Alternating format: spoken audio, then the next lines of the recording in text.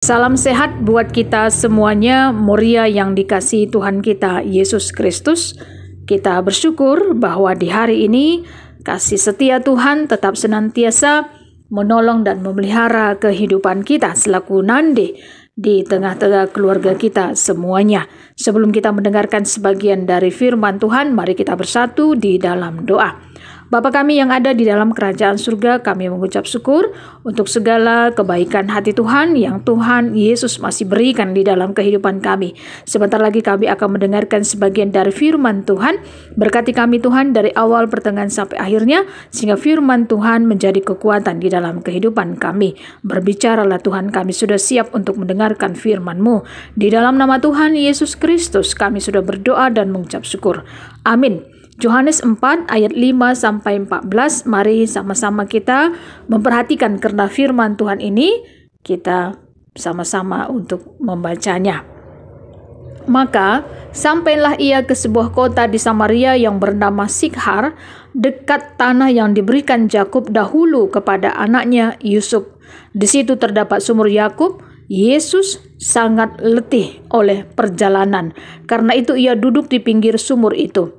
Hari kira-kira pukul 12, maka datanglah seorang perempuan Samaria hendak menimba air. Kata Yesus kepadanya, "Berilah aku minum, sebab murid-muridnya telah pergi ke kota membeli makanan." Maka kata perempuan Samaria itu kepadanya, "Masakan engkau, seorang Yahudi, minta minum kepadaku, seorang Samaria? Sebab orang Yahudi tidak bergaul dengan orang Samaria." Jawab Yesus kepadanya, "Jikalau engkau tahu tentang karunia Allah dan siapakah dia yang berkata kepadamu, 'Berilah aku minum,' niscaya engkau telah meminta kepadanya dan ia telah memberikan kepadamu air hidup." Kata perempuan itu kepadanya, "Tuhan, engkau tidak punya timba dan sumur ini amat dalam. Dari manakah engkau memperoleh air hidup itu? Adakah engkau lebih besar daripada bapa kami Yakub yang memberikan sumur ini kepada kami dan yang telah minum sendiri dari dalamnya, ia serta anak-anaknya dan ternaknya?" Jawab Yesus kepadanya, "Barang siapa minum air ini, ia akan haus lagi. Tetapi barang siapa minum air yang akan kuberikan kepadanya, ia tidak akan haus untuk selama-lamanya. Sebaliknya, air yang akan kuberikan kepadanya akan menjadi mata air di dalam dirinya yang terus-menerus memancar sampai kepada hidup yang kekal." Sampai di sini karena pembacaan firman Tuhan. Moria yang dikasihi Tuhan kita Yesus Kristus, Yohanes 4 ini merupakan percakapan Yesus dengan perempuan Samaria, di mana Yesus pada waktu itu ia sampai di sebuah kota di Samaria yang bernama Sikhar. Di situ terdapat sumur Yakub dan Yesus sangat letih oleh perjalanannya. Karena itu dia berniat untuk duduk di pinggir sumur itu. Hari kira-kira pukul 12. Bisa dibayangkan ya, pukul 12 itu sangat-sangat panas sekali ya pada waktu siang hari. Lalu datanglah seorang perempuan Samaria hendak menimba air. Kata Yesus kepadanya, "Berilah aku minum." Sebab murid-muridnya ternyata telah pergi ke kota untuk membeli makanan.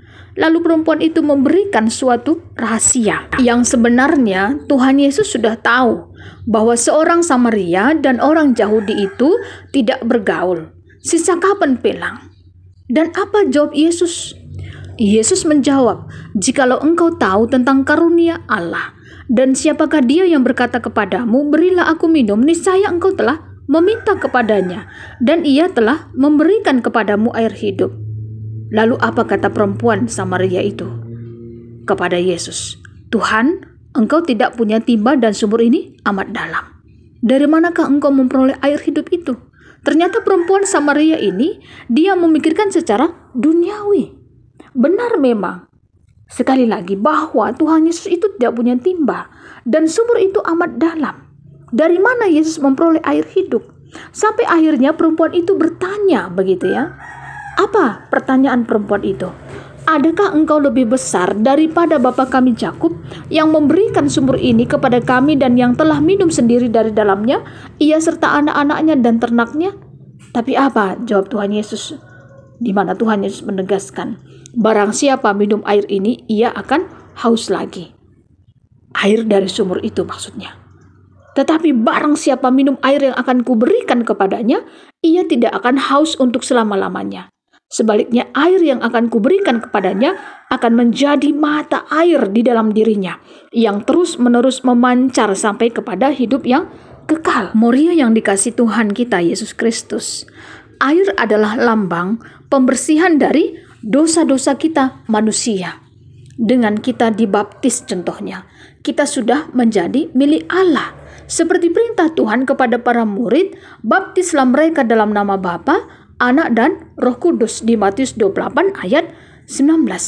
Dengan begitu Roh Kudus akan terus memancar di hati kita untuk lebih lagi mengenal akan kasih Allah dalam roh dan kebenaran. Sama seperti perjumpaan perempuan Samaria dengan Yesus, di mana akhirnya perempuan Samaria itu ternyata kehidupannya berubah. Dia menjadi lebih baik. Dia merasa dirinya dihargai. Dia merasa berharga di mata Yesus, dan dia lebih berani lagi untuk bersaksi karena kemurahan hati Tuhan Yesus terhadap orang yang berdosa seperti dirinya. Beroleh anugerah Tuhan, di mana Tuhan tidak mempersoalkan masa lalu perempuan Samaria ini. Selalu ada kesempatan bagi orang yang mau bertobat. Begitupun dengan kehidupan kita selaku Moria. Masing-masing kita juga pasti memiliki latar belakang kehidupan yang berbeda.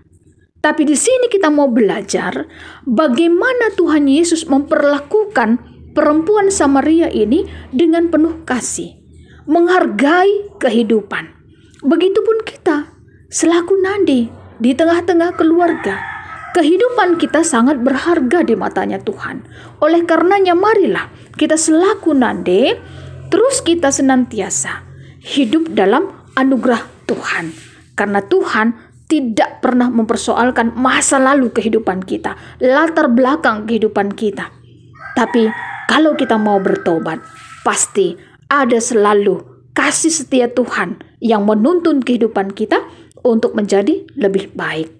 Tujuan PA Moria kita yang pertama adalah git ngaloken perbedaan sulit, baik arah status, gender, suku, agama, budaya, ras debana. Pastilah ya, perbedaan itu sebenarnya selama kita masih hidup dalam dunia ini pasti selalu ada.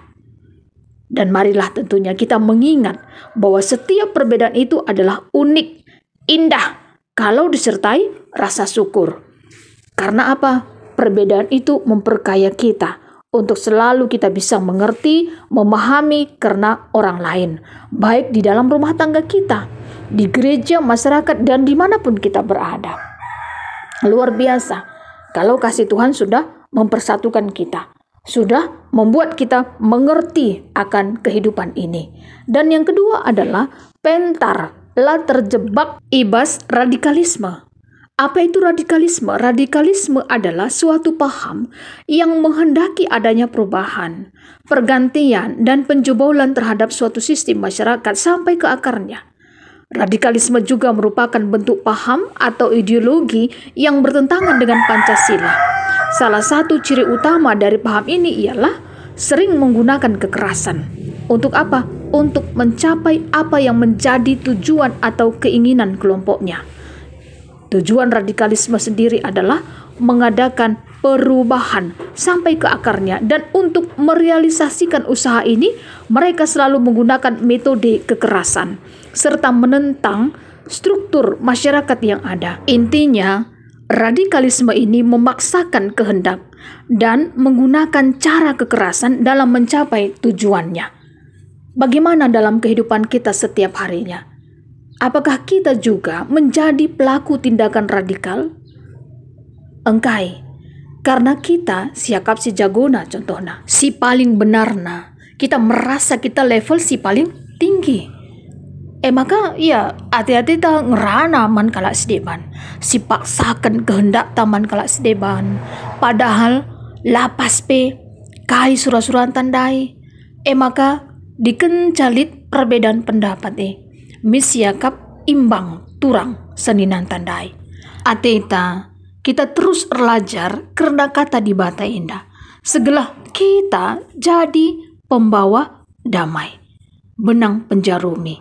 Ija papi kita kerinana ringan. Bagi pengasup kita ngergai kala sedeman. Uga ia litna la kita rayo-wayo. Nandangi kala sedeman.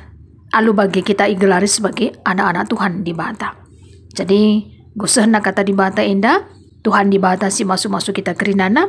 Mari kita kerina moria.